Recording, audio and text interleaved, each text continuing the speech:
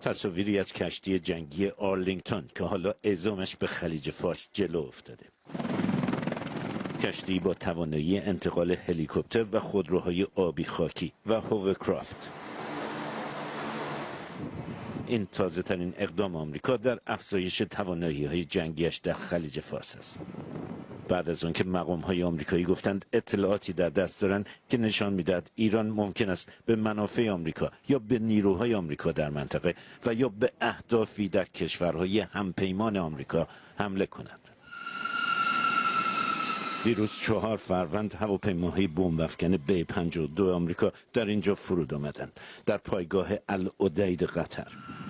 اولین باری است که در 26 سال گذشته این هواپیماها در منطقه مستقر می‌شوند. در این تازه ترین زور و بازو نشان دادن آمریکا به ایران.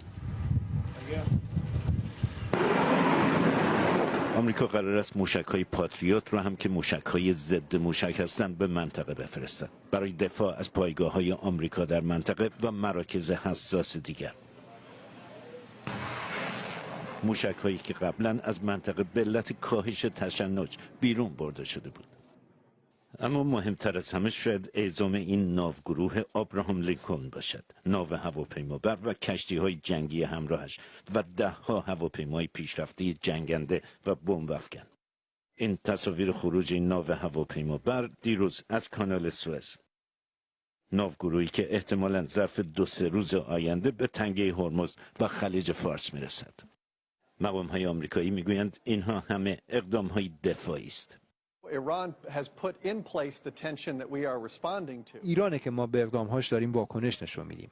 ما به دنبال جنگ با ایران نیستیم، ولی اطلاعات معتبر و موثقی از چندین منبع دریافت کردیم که نشون میداد ایران در فکر حمله‌های علیه منافع ماست و همچنین علیه بعضی از همپیمانان ما در منطقه. در منطقه خلیج فارس نیروهای آمریکایی نگران از تحرکات ایران هستند، به خصوص موشک‌های ساحل به دریای ایران که در اطراف تنگه هرمز و دورتر مستقر شدند، از جمله در بندر لنگه، بندر عباس، جزایر قشم، کیش و ابو موسی و همچنین در نزدیکی سریک. یکی دیگر از هدفهای اصلی ناوگروه آبراهام لینکلن بازنگاه داشتن آبهای خلیج فارس و تنگه هرمز بر روی تردد کشتی‌های تجارتی و نفتکش است. حدود 17% از مصرف نفت روزانه دنیا از آبهای خلیج فارس می‌گذرد و ایران قبلا تهدید کرده بود که اگر نتواند نفت بفروشد دیگران هم نخواهند توانست نفت بفروشند. رئیس جمهوری آمریکا پریروز گفته بود که می‌خواهد مقام‌های ایران به او زنگ بزنند و بگویند که می‌خواهند مذاکره کنند.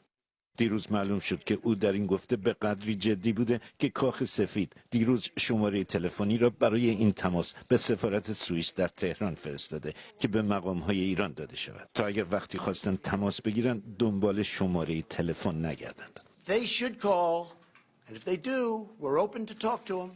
We have no secrets. کسران BBC